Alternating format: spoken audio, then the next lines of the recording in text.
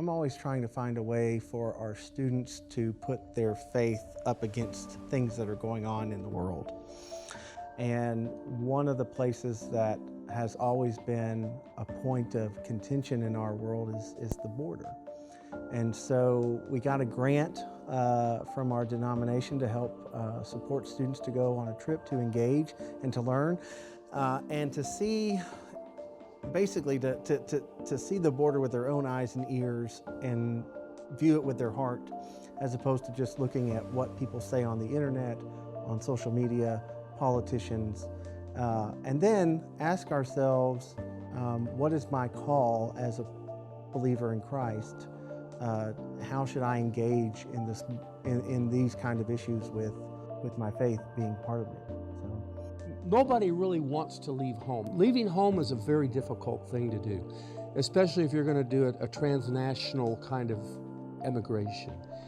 It's culturally very difficult for people. You have linguistic challenges, you have cultural challenges, you have, you know, visa challenges, documentation challenges as far as your status go.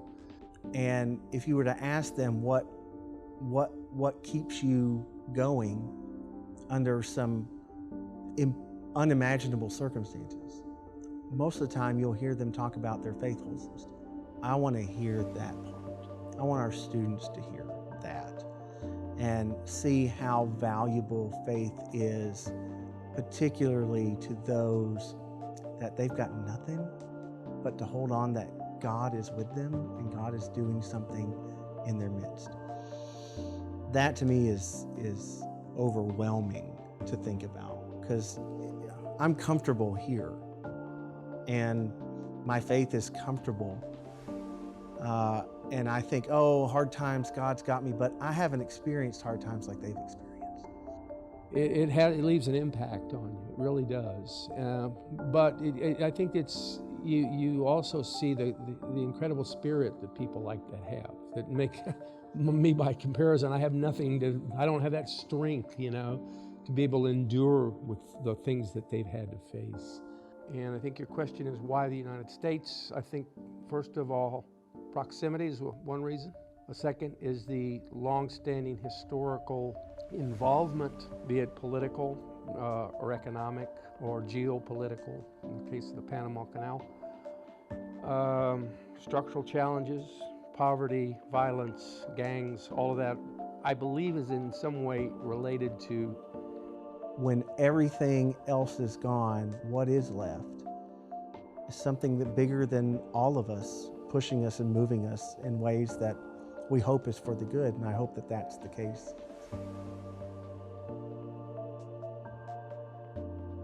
Migration crisis at the U.S.-Mexico border.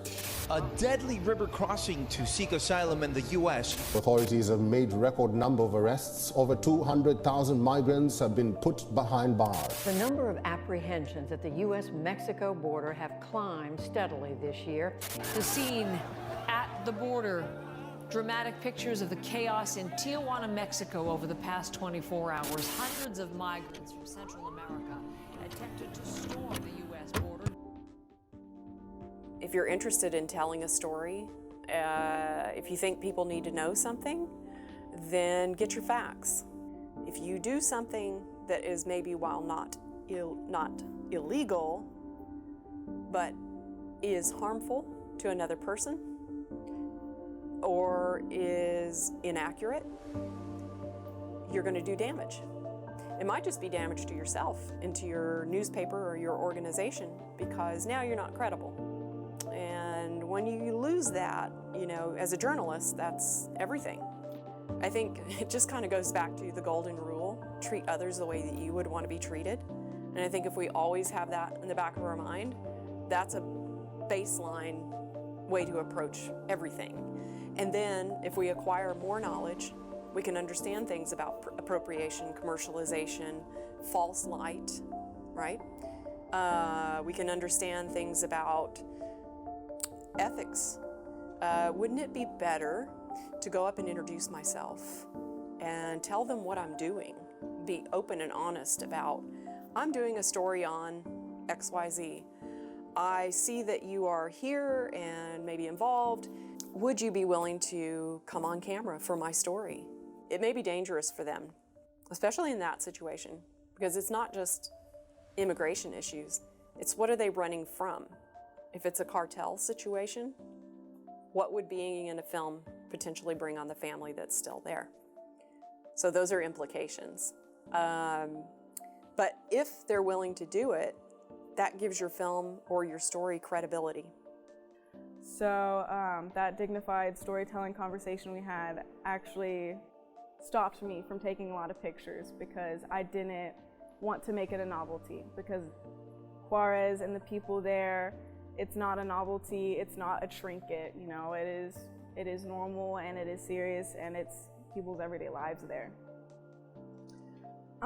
Something that has really stuck with me from the border and that I think I want other people to know about is don't let yourself normalize things. I think it is incredibly important to constantly be questioning what's going on around you and your surroundings.